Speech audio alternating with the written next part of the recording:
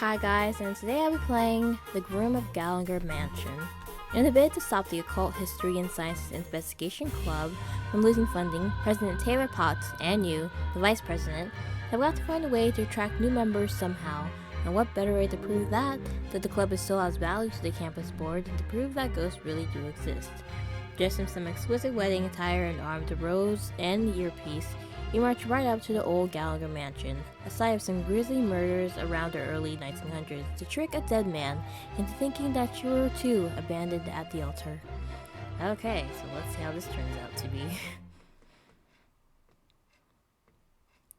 The stories I've heard about the old Gallagher mansion, the tales and whispers and rumors, homes to decadence and luxury in the days of yore, now abandoned out of fear and left to rot. The obfuscated photos, the promise of lost inheritance. A history stained by misfortune and blood, split in greed and ambition. None of them have done this place justice. Quite the opposite, in fact. They all made it sound much more exciting. A quick look at Gallagher Mansion doesn't suggest anything special. It's just one of many other ancient abandoned century-plus-old estates around here. I never got the hype. These old decrepit places litter this town like fallen leaves no one has ever bothered to rake up. It's a spot for college dorks to drink and hope no one notices. An occasional haunted house for young adventurers and home to a few basic ghost stories that some of the older locals take pride in, heritage and horror in one neat package. You never notice anything extraordinary just by looking at it. Sure, close to midnight, an eerie old mansion far off the main road will spook you well enough, especially if you're alone. Luckily, I'm neither of those things. Well, technically I am alone, but not by myself. I follow the phone in my hands for comfort while trying to avoid the thorns of the rose. No need to prick myself just yet, according to Taylor. Gallagher Mansion is abandoned. It's been abandoned for most of its existence. So why doesn't it look like a pile of splinters? Why are the grounds now overgrown with weeds and vines and poison ivy? Team, do you copy? What's the situation on the field? Over. Doing fine, Taylor. In fact, I'm a little disappointed. I was hoping for something more than a light breeze, maybe a darker and stormier night to really set the mood. Over. Ha, don't jinx yourself now, buddy. Optimal weather conditions will make the mission easier for you and me both. Over. You know, you don't need to say over when we're on a phone call, right? We can both just talk and hear each other at the same time. Over. A pause. I can almost feel Taylor's pout on the other side of the line. I'm serious though. So far this may as well be an evening stroll. Keep your guard up. If my sources are accurate, I'm like 90% confident we'll find something in this place. Okay. The voice in my ear is Taylor Potts, my longtime dorm bestie at Zypher University and the president of one of the college's Occult History and Sciences Investigation Club, aka the OHSIC. Meanwhile, there's me, the vice president. If only because I'm the only other member who consistently shows up to the meetings, and that's mostly because I feel bad for Taylor putting in all this work for the club. And that's why I'm here tonight, of course. Why am I at the steps of Gallagher Mansion, dressed to some very comfortable nines, with a desperate ghost hunter walking me through a desperate plan? Long story short, the Student Union is a meeting away from dropping support for the OHSIC. We've had trouble retaining membership for a while now, and the facility we use for our meetings is utterly wasted on the two of us. Their words, not mine. What do you mean you're done funding the club? The OHSIC is an incredibly important resource for students to explore their spirituality, their heritage, their culture! Listen, Mr. Potts. I've pulled enough strings letting you have the club for so long in the first place, but I can't defend you when we're not seeing results. You still have a freaking anime club! All they do is watch movies and spend money on imported snacks! That's gotta be violating some kind of rule about appropriating funds or something! First of all, it's the Japanese Culture and Heritage Club. Secondly, they actually retain regular members, as do many other clubs. If you can't engage with the students of this university, you're not really providing anything of value. Space is a premium too. You know that everyone on campus is going gaga for that newly proposed juggling club. And they'd appreciate a room that's barely being used as it is. The juggling club? The juggling club! You can't do that to us! I think it's the juggling club that's the part that's gotten to him the most. Taylor's logic. Clowns juggle things. Clowns are scary and evil. Therefore, the juggling club is by default scary and evil. There's gotta be another way! Please!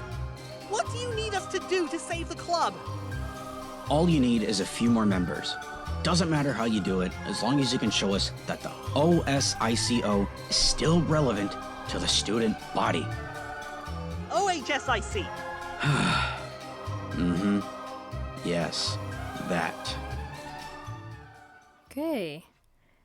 That's how it went down yesterday morning, according to Taylor. Later that afternoon, before I could start going through the motions for our meeting agenda. Okay, here's the plan.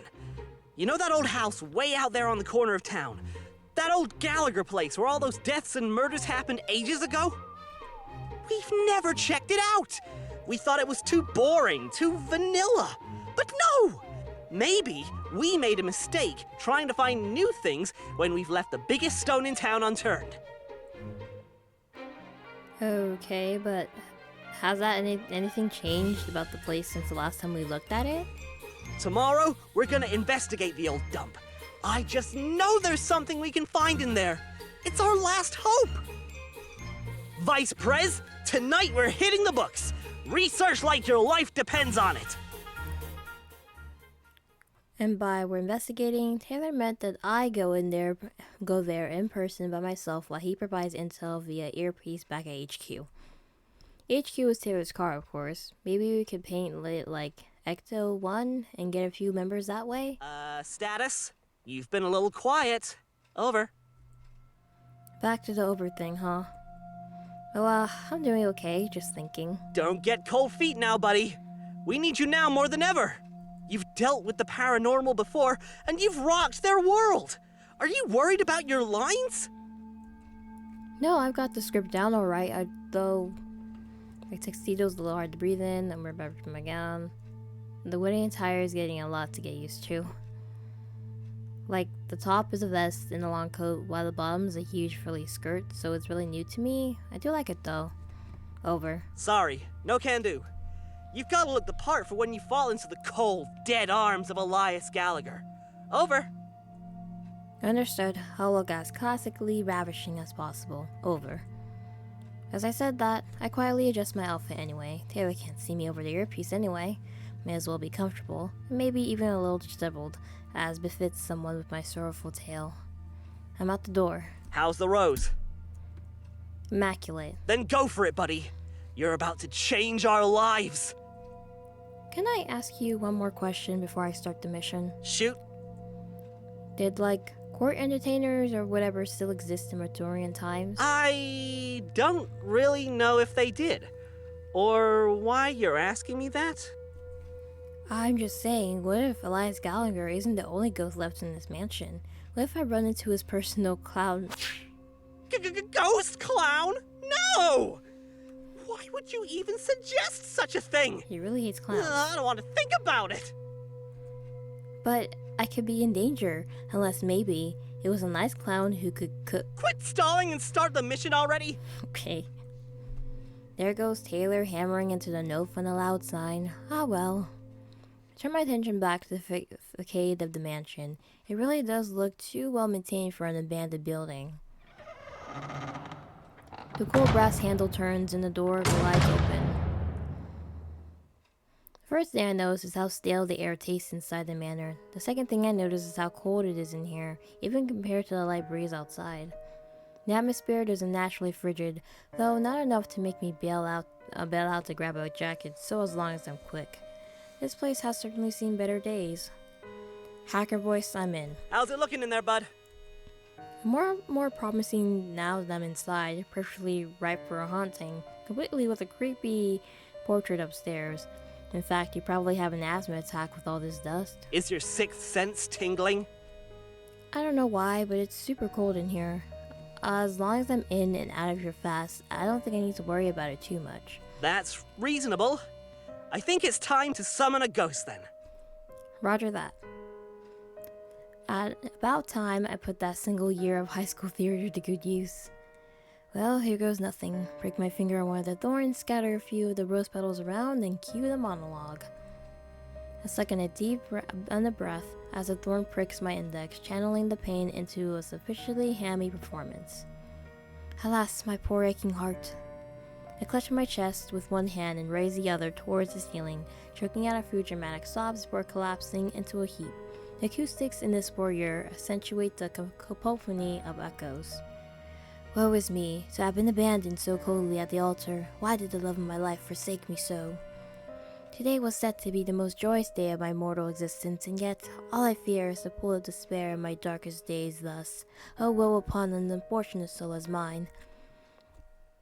I hear some slow clapping and a stifled guff-off from the earpiece. All I wanted in life was to know the warmth of a lover's touch. Won't anyone take pity on me? I let loose another pathetic sound of anguish while plucking off more petals and close my eyes. This is my cue to throw tomatoes at the stage, right? Tomatoes mean the performance sucks. I'm doing great, dummy. Alright. Keep up the good work then, buddy old pal. I glance around my surroundings. I almost feel like the painting on the second floor is judging me silently, but it must be my imagination. Why should I continue to live a life unfulfilled? I almost think it is better to sleep in eternity, dreaming forevermore, rather than to suffer this cruel reality. I pluck off the last of the rose petals and cast away the stem. The deep crimson speckles on my blood glimmer starkly in the light of the moon, and now dripping through the cobweb-covered windows. Perhaps I shall die as I lived, alone, with naught but my own sorrows. If God or some kind or gentle soul has lent their ears to my pleas, then take me now. I lower my head and let a few more tears flow down my cheeks. The ritual's not complete. Wow, we really got tears too. Truly a riveting performance. 10 out of 10, Oscar worthy, or whatever. Hey, don't kill the atmosphere. The temperature suddenly drops, to the point where it feels like my blood is freezing in my veins. Something inside my brain screams at my legs to run, but I can't move. I raise my head just in time to see the rose petals scattered across the foyer, swirling up in the air, cascading back into the stem I threw at the foot of the steps. Alack, what blood is this, which stains the stony entrance of the sepulchre? Wait, who was that? What's happening over there? My jaw drops as the vague shape of a man materializes from the top of the staircase. My mouth is suddenly too dry to form a coherent response. Elias Gallagher, in his undead and ephemeral glory, is guiding down the steps towards me. Holy shit. Fresh blood in my esteemed estate, stained on a red rose no less. A tragic sight indeed. But not quite so tragic as the one who stands before me. Pray tell, who are you, and what is your purpose here? Bud? Hey, bud. What's going on over there? Elias Gallagher, lord of this manor. My name's Ellie. And I am but someone's groom, someone's bride, someone's betrothed, someone's bride. I am Ellie, a bride who was abandoned at the altar on my day of my own wedding. With a broken heart in my chest and tears in my eyes, I sought solace in a quiet place away from the ceremony and found myself here. Ah, you poor dear. You and I are not at all dissimilar indeed. I am well acquainted with tragedy, and know that your wounds need tending to at once. Tell me, would you like to forget the cur who broke your heart? Hook, line, and sinker. Oh yes, I would not hesitate if there was such a way to simply ease my sorrows. But I fear it won't be a simple matter. Nonsense, my dear. I can melt away your anxiety and regrets, for it is within my power as long as you remain inside these four walls. Now, will you accept this rose, darling? pulls out the rose I shredded up not too long ago, the blood gone from the petals and thorns absent from the stem. Hey! Hey, bud! What's going on there? The line's going haywire over here! I reach up towards Elias to take the rose from his hand, and our knuckles brush against one another. His touch is deathly cold. I will. I'm requesting a report! Do you need backup? Answer me! Wonderful, darling. I think it's too late. Elias' hand glides up my cheek, caressing it gently and phasing through my skin. Now even death won't do us part. Uh-oh.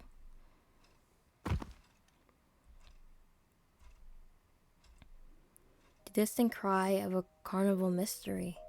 A long wail of pained moan, looping through the walls and dancing on the flowers. The petals shake, stamens, pistils tremble, and perfume avalanches upon me, a billion scents as strong as a forgotten sun. It stays strong enough to sting my eyes. Ugh. I rubbed my eyes and opened them to a blue ceiling. What the hell? Where am I? As I asked, the wails and moans shaking my bones ceased. They were my breath, just my breath. And that carnival mystery? The phone's still ringing, but it's not in any of my pockets. This red and garb was a huge mistake. My hands scamper around the sheets of my bed, searching for my phone, trying to answer. Hang on. Bed. My eyes remembered to look up more than the ceiling, and along with the rest of my senses, waking up and processing information, sure enough, I found myself in some ancient bedroom. I catch a flicker of light amongst the disheveled sheets, and they'll snatch it to me. My phone's screen glows like a comforting little lantern. I accept Taylor's call and... Oh, God! I've tried you like 50 times already since the call dropped! Dang. What the hell happened? I don't know, really. Where am I? Are you still in the mansion? Somehow, I had forgotten where I was, what had happened. My cheek twinged with the memory of a chill, ethereal touch. Elias, that touch was from Elias. A ghost touched me. Right? That actually did happen, and it wasn't some sleep-derived hallucination I had from all of Taylor's ramblings, right? Hey, bud! Don't clam up now! Oh, I guess I'm, not outside at least. Describe your location! Well, everything around me is still dimly lit in a morose shade of blue, so that's a good sign. Well, good might not be the right word. And the decor certainly looks wait, hang on. This is still inside the mansion, right? Lights and decor are the one thing, but this room sure doesn't look like it's moments from falling apart. The sheets I'm lying upon are coarse spread in perfect condition, as fresh as the day they were woven on some state-of-the-art petal loom. The mattress holds my weight with a sense of duty, and the pillows couldn't be fluffier. The paint on the walls, which were peeling away in the foyer, holds immaculately tight here, and without a chip in sight. No cobwebs or holes, or even a speck of dust floating upon the air. The portraits and paintings all hang straight and untorn, with gilded golden frames, pots and vases without any cracks in their porcelain. Even the air is a far cry from moss and bird's nests if you ignore the stale taste. And now that I'm calmer, I also notice that I'm wearing a pair of soft silken gloves that I don't recall bringing with me when I came in. Were these a gift from Elias? Hey, hang on, look at this bedroom. I take a quick look at a set of photos, uploaded them to Taylor. Wait! A bedroom? I guess it's a lot nicer than the foyer. Nothing's falling apart, nothing's stained. It does look like a part of the same house though, same general decor. Huh. Maybe the door was locked and nobody got in? This place is a known party hub after all. Maybe the co-eds and whoever else wrecked everything they could reach, but they just couldn't get into here. That seems unlikely. A century of no one visiting would still do damage to a locked room. It's not like it's sealed away from the rest of the world. Unless... was it just this room? A special place for me? Hey, Taylor, can I ask you a favor? Yeah, what's up? Can you, brief me on the mission again? You're kidding, right? I just woke up and I'm pretty sure there's a ghost floating around eager to meet me, so come on. Yeah, alright, you're right. Let's play 20 questions to catch you up to speed here. Okay, why am I here? You're really asking me? Sorry. Taylor inhales deeply before continuing. You're on a field mission to investigate Gallagher Mansion, so we can find evidence that ghosts exist, therefore proving that the OHSIC still has value to Zephyr University Student Union. Besides finding a ghost, we're also looking to see if we can figure out where that old Gallagher fortune might be. Treasure hunting isn't our primary goal, but it's worth keeping an eye out for. Oh, okay. The newspaper clippings we found always said how huge the inheritance was, but some assets were never accounted for in the banks. Rumor has it that the Gallaghers kept part of the fortune somewhere in the estate. That sounds about right. Thanks for the recap. Okay. So, who exactly were the Gallaghers in the grand scheme of things? The Gallaghers were a well-off military family from Europe who came to America in the mid-1800s. Archibald Gallagher, the patriarch of the family, found success as a cornmeal baron. He married a woman named Mildred, and together they had a total of seven children. Yay. All of the Gallaghers were quite exceptional, except for... Well, long as rich. Elias. Elias was the black sheep of the family. All of his other siblings were born strong and healthy, but Elias's birth came with a lot of complications. He was bedridden for most of his life, wasn't he? Pretty much the epitome of the sickly Victorian child trope. I don't think you should put it that way. You can only hear Taylor shrug from the earpiece. So, how did the Gallaghers all die? A lot of rumors say it was some kind of curse, but no one can agree on why they were cursed to begin with. Well, they're rich. They must have pissed someone off. The eldest child died first in a horse accident or something. After that, it was a chain of freak accidents in short succession, completely unrelated to the previous deaths. Huh. But without fail, it would always kill the next eldest child like a line of dominoes, hitting the rest of them in some pretty gruesome ways. Someone was out for blood. Yikes. I think Archibald and Mildred Gallagher weren't too happy about having to write Elias down as their sole heir once the others were gone, but somehow he'd managed to dodge the curse. Then, not long after amending the will, the parents drowned in a bridge collapse on what was supposed to be a leisurely carriage ride. Same energy as scented candles setting fire to your apartment. Talk about depressing. There was, still is, plenty of speculation about Elias spinning elaborate murder ridiculous. schemes to take down his family. But the thing is, Elias had few people to write letters to, and even fewer people who'd write back. Elias became a permanent shut-in after becoming the head of the Gallagher estate. I'd probably do that too if it happened to me. Sheesh, no kidding. Okay. Elias himself was murdered long after the Gallagher curse had axed off the rest of his family, but who killed him? That would be Violet and Gerard Dupont. Gerard was the Gallagher groundskeeper, and after the rest of the family died, he decided to get a little ambitious. Don't think that guy was gay, though. Otherwise, I imagine he would have gone after Elias himself. So he introduced his sister Violet to Elias as a fellow heiress without a partner. You can guess what happened next, right? Dang, that sucks. The whole courtship dance, a romantic proposal, and a wedding to write home about? Everything but the wedding, yes. According to the newspapers we dug up, Elias died the night before his wedding ceremony while the Duponts were caught red-handed tearing the place apart, looking for the Gallagher fortune. And then the rest is history. You know, this mission feels different compared to the last time I had an encounter with the paranormal. Taylor? That's because the last mission I sent you on wasn't a real thing. What? That was a fake paranormal incident.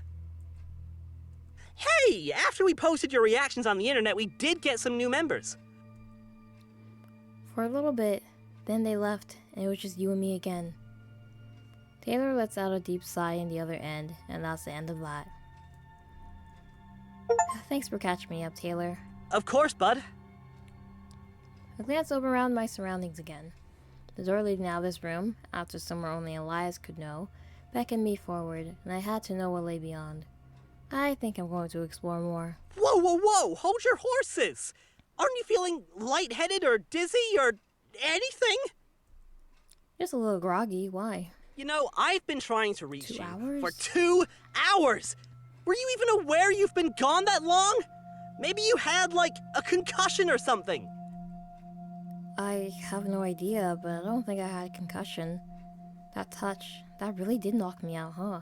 I could barely remember. Elias didn't seem to think it was a threatening act. Did he want to put me to sleep, or does he not know his own strength? When I collapsed, what did you hear? I kept hearing that guy's voice and a rush of air. So, was it really Elias? This isn't another one of your fake incidents, is it? I know I shouldn't have to ask that. Taylor wouldn't pull that on me twice.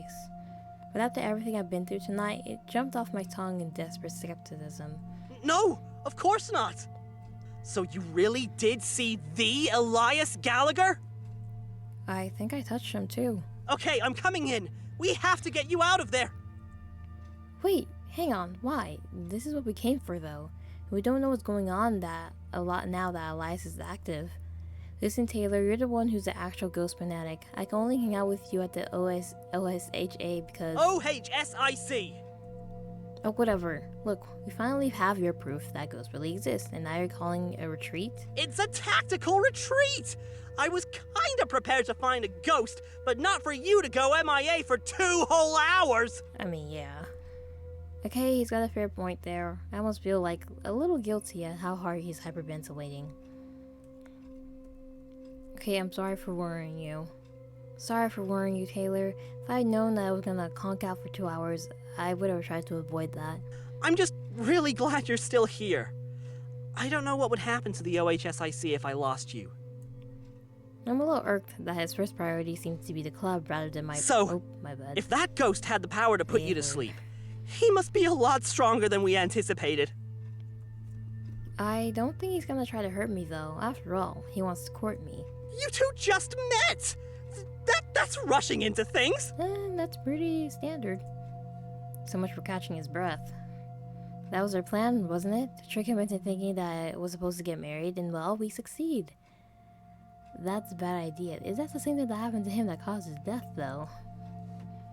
I could just barely hear the faint gnashing of teeth on the other end. Right? Yeah. Okay. Look, I'm still coming in to give you a hand. I trust that guy about as far as I can throw him. Which isn't very far, well, considering, you know, he's a ghost. Yeah. Well, if you're coming in, I'm heading out. Don't know what I'll find, but I'm a bit bored of this bedroom. No, you stay right there. We have no idea what that dude's up to. Well, according to you, I'll stay on this build mission because I have the stronger body and no dust allergies. Just stay on the line, alright? Let's see what happens. The door opens to a house alive. The chill's gone, and a dim light from the windows flows through the halls like a river undammed. I think this is the same house after all. The walls are chipped, the floorboards creak, and 100 ornate doors beckon to be opened. A mystery behind each and every one. I'm just as lost now as I ever was before I fell asleep.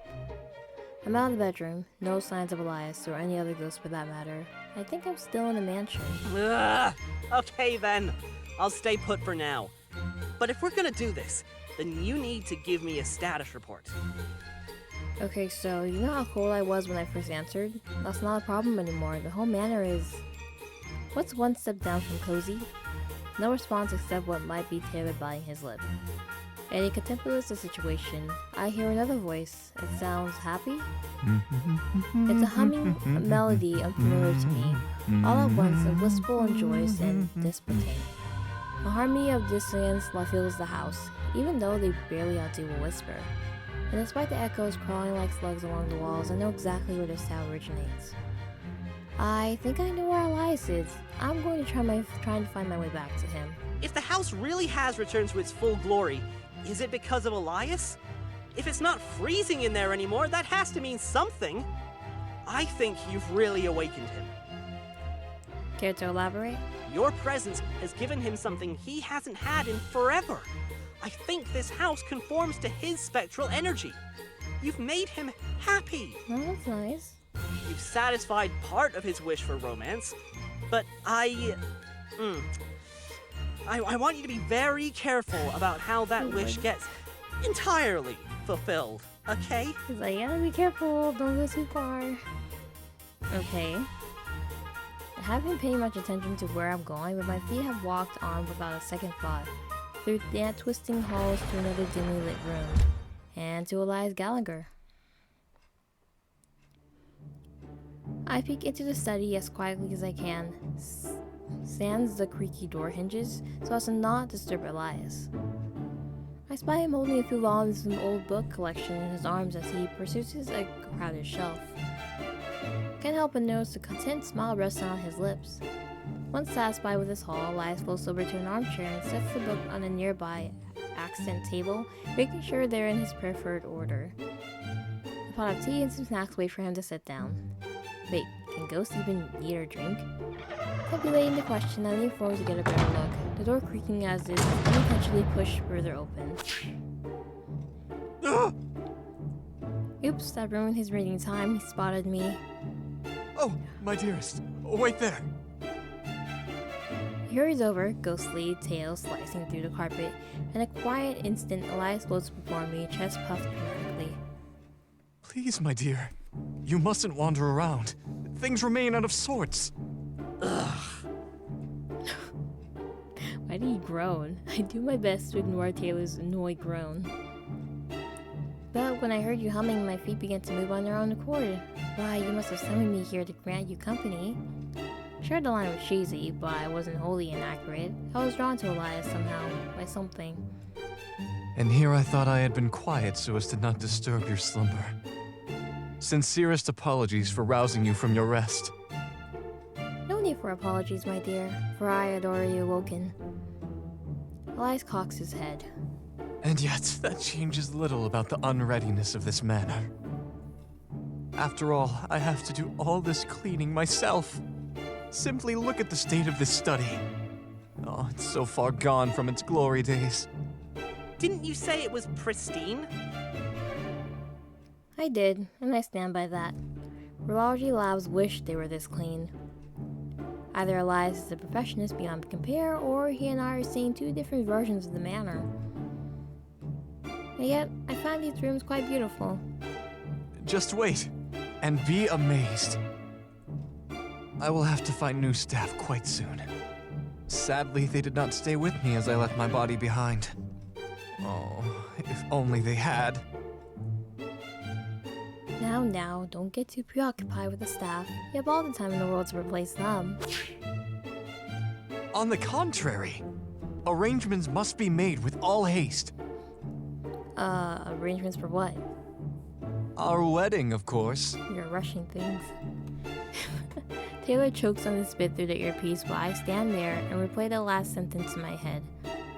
I can't blame Elias for wanting to rush after decades of waiting, but Taylor mutters something indiscernible under his breath. I feel the same though. I might be in more trouble than I expected. But I've only just been left at the altar, my dear. A long time for you has only been a sunset for me. I ask you graciously to let us seek a compromise. Elias tilts his head once more, eyes locked with mine. But your heart... I can hear its soft, gentle tears fall upon your soul. I promise you, my dearest, that a heart does not heal easily. No matter how many tales of tragedy and hardship one may read, reality is much more painful. Why, my own heart has been broken more than a dozen times over the course of my life. And alas, it has never once healed, only turned to an aching scar. And I have tried my damnedest to ignore these wounds, to let them bleed out and coagulate into some semblance of strength. But it left me sickly instead. If a heart is to be mended, surgery must be immediate. Elias takes my hand into his cold, ethereal grasp. And here before you is someone who can mend your broken heart. Someone who can cherish you, stay with you, create happiness for you. I never had that chance in my own mortal life. And after so long, my dearest, I want you to choose happiness, not sorrow. And I want to be the one to give you that happiness. I'm flattered. Something in his words rings truer to my heart than I could have ever expected. All I'm doing is playing along, acting my part. When I had actually been left at the altar, where I... Whatever you do, do not trust him. at all. Ah, Taylor's voice snaps me back from my thought. But also, don't do anything to upset him. Play it as cool as possible. Okay. Elias gave you a very thin rope to walk. Don't fall down. Do you understand? Okay, I got this. I can walk a tightrope, or at least fake it. Why not show me what else there is to Elias Gallagher? Let me indulge in my room before I marry my husband. Yes, yes, we shall do that. But I cannot wait forever either. The taste of eternity I've already supped upon is nigh unbearable. Join your groom in helping him plan our wedding. It's only been 200 years. Not that bad. I mean, that is a long time. But Taylor once more grumbles something inaudible. What does my dear groom need help with? Elias gives a thoughtful pause. Now let me think. I'd love your assistance with the floral arrangements. I have all the flowers of New England in my hands. It shall be difficult to select only a few. To prove his claim, he presents his open palms to me, and a smashboard of tiny sample flowers sprout and bloom from my pursuit. That's so many. You have to narrow it down for me, else I can never choose. And surely you want me to be selective. Of course! And after that, a cake. I know my grandmother's recipes are still in this house, and I should set off on finding them. I've tasted them all when I was still in the flesh, and they're delightful. As such, I leave the choice of cake to you. I can certainly do that. And finally, since you'll be marrying into my distinguished family, I'm eager to bestow upon you a gift suitable of that prestige. I shall lead you to my treasury and introduce you to the family jewels. Taylor sniggers. Can't help it. I laugh too, but I try to mask it tastefully. Ha! Delightful. So, I shall pick the jewelry I wear for you? Precisely! Very well, and with that, I believe you have reached an agreeable compromise. Then let us begin. Take my hand, and I'll lead you to the greenhouse. Elias's hand isn't nearly as cold as earlier, but my fingers phase through his just slightly all the same. It's enough to stimulate the gesture of holding hands at least. Satisfied with the arrangement, he leads me out of the study and back through the halls. As we walk, I re-examine my surroundings. It really is hard to believe just how much of a glow up this place got. Hey, partner. How are we holding up? Splendid. I've always wanted to hold hands with the man I love. Elias casts me a sideways glance and blushes. I don't have the heart to tell him that I don't really mean it. We passed through the foyer on our way to the other end of the manor. 2 hours. I was knocked out for, huh? Elias has practically dragged me at this point. The set of hallways is almost identical to the other end, sans the glass double doors around the corner. Elias phases through so he can unlock and hold them open for me. After you. I take a step through the doorway, entering a world of Floral. Seems the greenhouse still needs work as intended. You shuddered a little. Is there a chill, my dear? No, quite the opposite. Why, I'm surprised at how lovely the greenhouse looks already. Perhaps I'm exaggerating a bit. I can't even tell what plants used to grow in these planters. But my coquette would be here. Elias could likely turn this from depressing to delightful before I could blink. Do you need any help restoring this greenhouse to its former glory? I did, but no longer. Behold! I watch Elias's eager hands dance upon the trellises, and without any more than a simple flourish, dozens of flowers, this time in full size and bloom, await my pursuit. Voila! My dear, your flowers. My eyes and nose are drawn to 3 flowers in particular, none of which should be growing on a trellis. An act of defiance, paranormal willpower, or simply Elias forgetting his botany. A classic red rose seems to be a different variant than the one I brought with me inside the manor. No, not a climbing rose. A dazzling orange zinnia. Color reminds me of the soda I brought to the club room, Though that's probably the least poetic thing to think about right now. Finally, a cute bunch of lyre flowers, vibrant and pink amongst the other blooms. I always enjoyed their cheerful presence whenever I passed them by.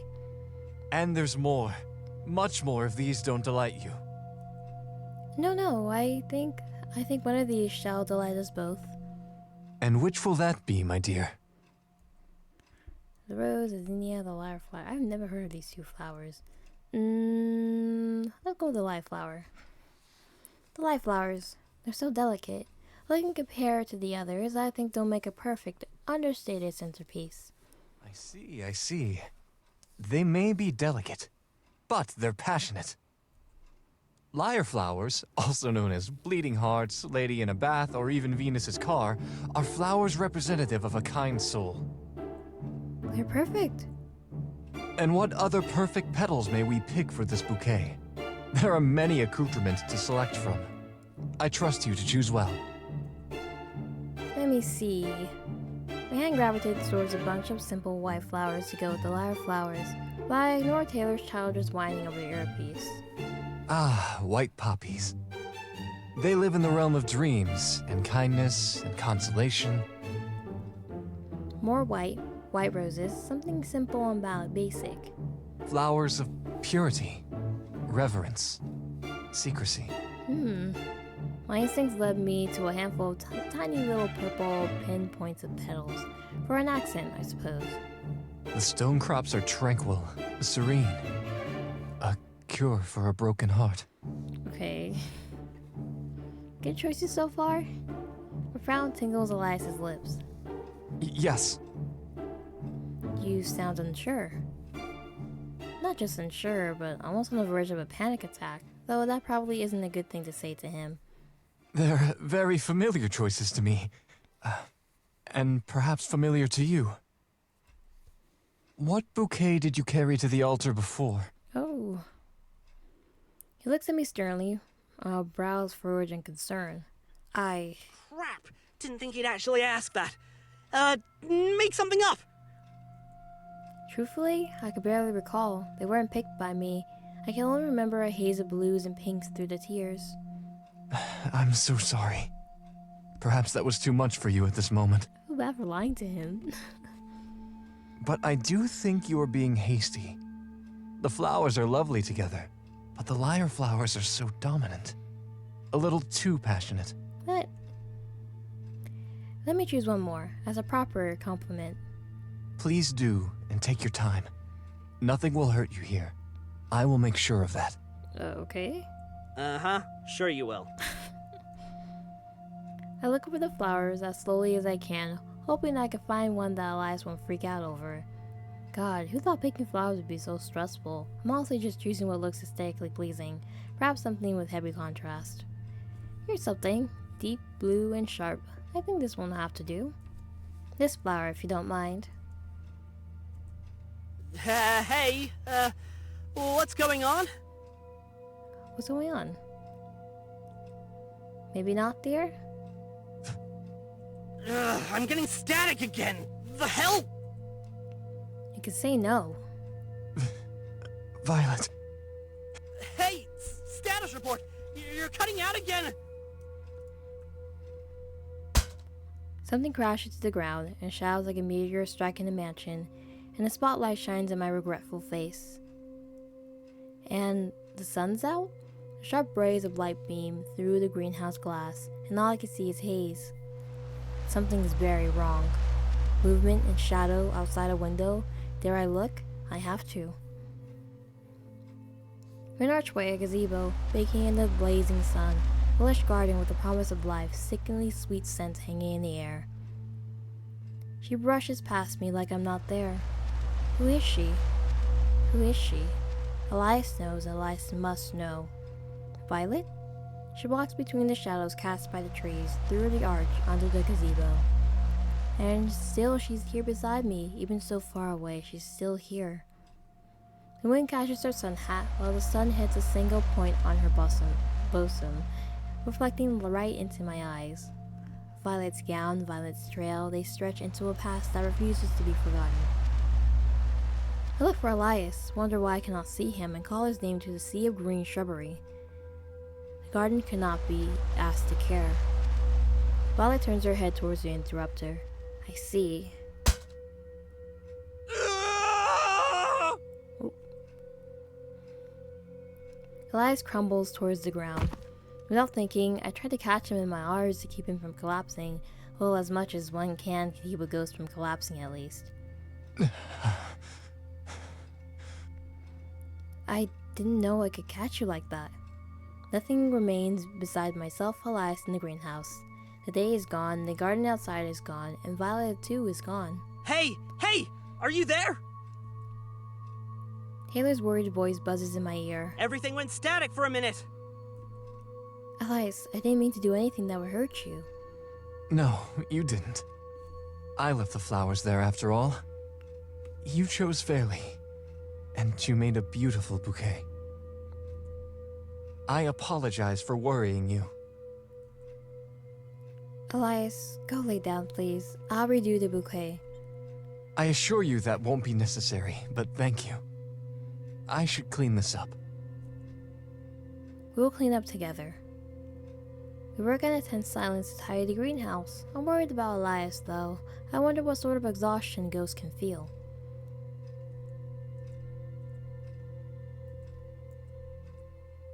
My gratitude to you.